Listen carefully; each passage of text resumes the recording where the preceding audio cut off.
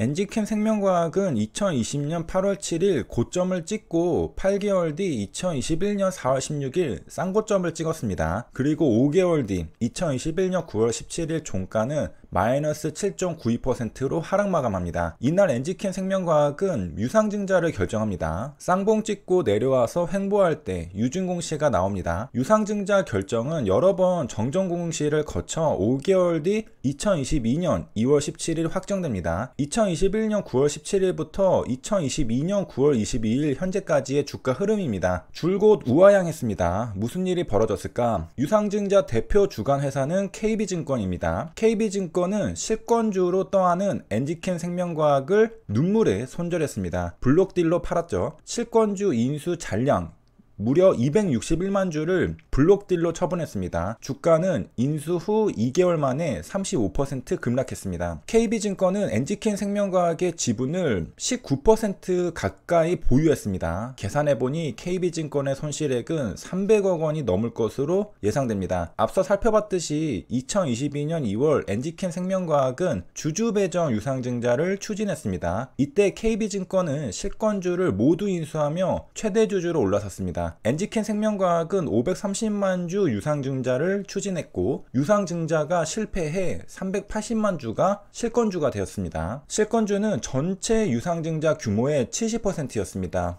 엔지캠 생명과학은 1999년 설립된 신약 개발 기업입니다. 실권주를 받아 거하게 물린 KB증권은 가격 회복을 기다릴 시간이 부족했습니다. 금산분리 원칙 때문에 팔아야 했죠. 금융산업 구조 조정에 관한 법률은 사유화를 방지하기 위해 금융과 산업자본을 엄격히 분리하도록 했습니다. 그래서 금융사가 다른 회사의 주식을 20% 이상 소유하면 금융위원회 승인을 받아야 합니다. 예외적인 경우를 제외하고 금산분리 원칙을 위반한 지분 소유를 금지합니다. KB증권은 261만 주의 엔지캠 생명과학 지분을 보유하고 있었습니다. 1주당 인수금액은 3만원인데 5월 9일 종가는 2만원입니다. 1차 발행가는 56,900원, 2차 발행가는 31,800원, 최종 확정가는 31,800원입니다. 확정일은 2월 16일이었습니다. 2월 16일 주가는 39,050원, 청약률 27%, 주주들은 530만 주 중 140만 주만 청약했습니다. 뉴스 기사는 엔지캠 생명과학 대규모 유상증자 이후 후유증을 앓고 있다, 후폭풍에 시달리고 있다고 말합니다. 대규모 자금 활용 계획에 대한 신뢰가 떨어졌다고 합니다. 사실 엔지캠 생명과학은 코로나19 백신 자이코브를 생산할 자금으로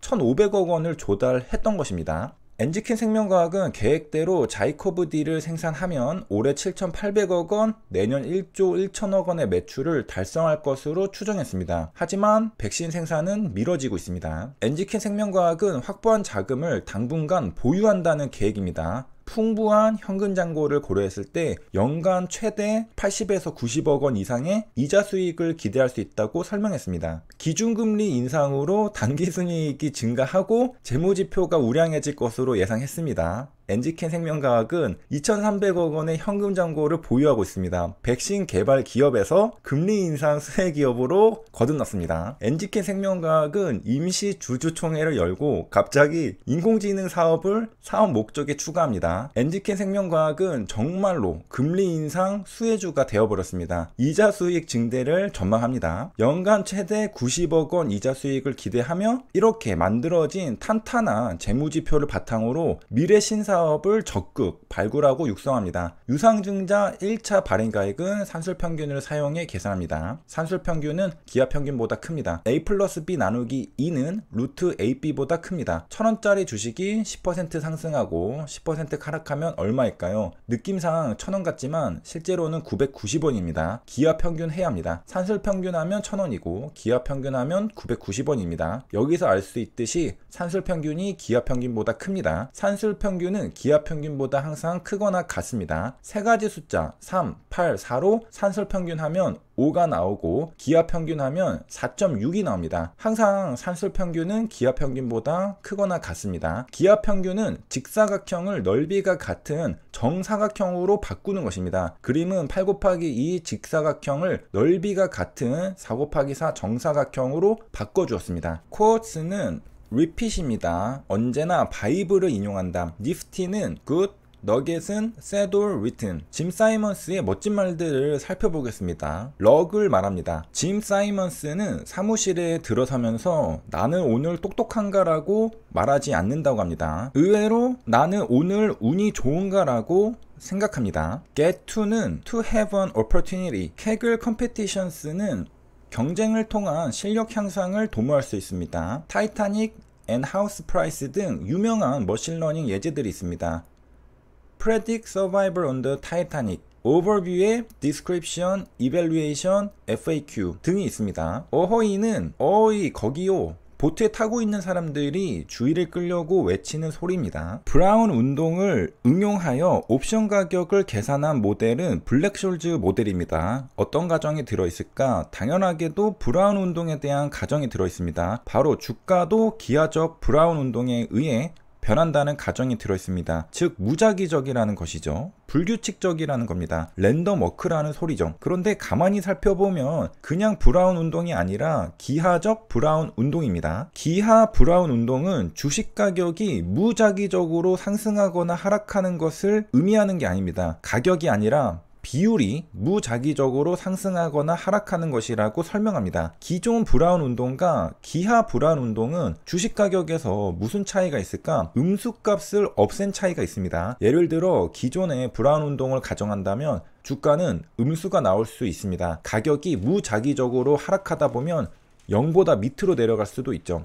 하지만 기하 브라운 운동을 가정한다면 주가는 음수가 나올 수 없습니다. 비율이 무작위적으로 하락해도 0보다 밑으로 내려갈 수는 없죠. GBM을 유도하는 과정을 조금 더 설명해 보겠습니다. 어렵지 않은데요. T는 0, T는 1, T는 2가 있습니다. T는 시점을 말합니다. T가 0일 때 주가가 있을 테고, T가 1일 때 주가가 있을 테고, T가 2일 때 주가가 있을 겁니다. 우리는 세 단계를 살펴볼 겁니다. 먼저 T는 0일 때의 주가입니다. S0로 표시합니다. 즉 최초 주가는 S0입니다. 여기서부터 시작하는 겁니다. 주가의 움직임은 랜덤워크를 따르는 동전 던지기 게임이라고 생각할 수 있습니다. 내일 주가는 아무도 모르죠. 무작위적이고 불규칙적이고 예상할 수 없습니다. 최초 주가가 S0일 때 다음 주가는 오를 수도 있고 떨어질 수도 있습니다. 동전 던지기 게임을 적용하여 동전의 앞면이 나오면 주가는 상승하고 뒷면이 나오면 주가는 하락하는 것으로 생각해 보겠습니다. 동전을 던집니다. H는 앞면 헤드, T는 뒷면 테일을 뜻합니다. 경우의 수는 두 가지겠죠. H 아니면 T입니다. 동전을 던졌습니다. 앞면일 때는 주가가 상승했고 뒷면일 때는 주가는 하락했습니다. 식이 길어 보이지만 전혀 신경 쓸 게 없습니다. 드리프트는 몰라도 됩니다. 생략하고 그러면 주가 수익률만 남죠. 표준 편차만큼 주가가 상승하거나 떨어졌다는 소리입니다.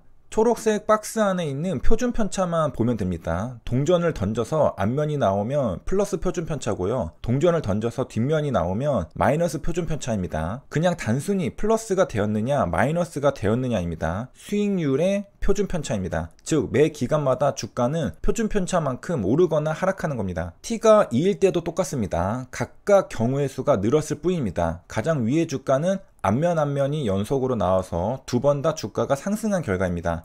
플러스 표준 편차가 제곱되어 있는 걸 알 수 있고요. 가운데의 주가는 앞면 뒷면이 한 번씩 나와서 주가가 한 번은 오르고 한 번은 내린 결과입니다. 플러스 표준 편차와 마이너스 표준 편차가 하나씩 있습니다. 마지막에 주가는 뒷면이 연속으로 나와서 두 번 다 주가가 하락한 결과입니다. 마이너스 표준 편차가 제곱되어 있는 걸 알 수 있습니다. 중요한 건 이겁니다. 최초 주가 S0에서 다음 주가를 계산할 때 가격을 뺐나요? 비율을 곱했나요? 분명하게도 괄호가 보입니다. 곱하기죠. 가격을 뺀 것이 아니라 비율을 곱했습니다. 따라서 기하 브라운 운동은 가격이 무작위적으로 상승 하락하는 것이 아니라 비율이 무작위적으로 상승한다고 가정한 겁니다. 그러므로 해당 모형에 따라 계산한 주식 가격에서는 마이너스가 안 나오는 겁니다. 엔지캠 생명과학 청약률은 27%였고 대표 주관 회사는 KB증권이었습니다. 실권주를 전부 떠안았죠. 엔지캠 생명과학은 유상증자한 금액으로 최대 90억 원 이자 수익을 기대합니다. 이번 영상은 여기까지입니다.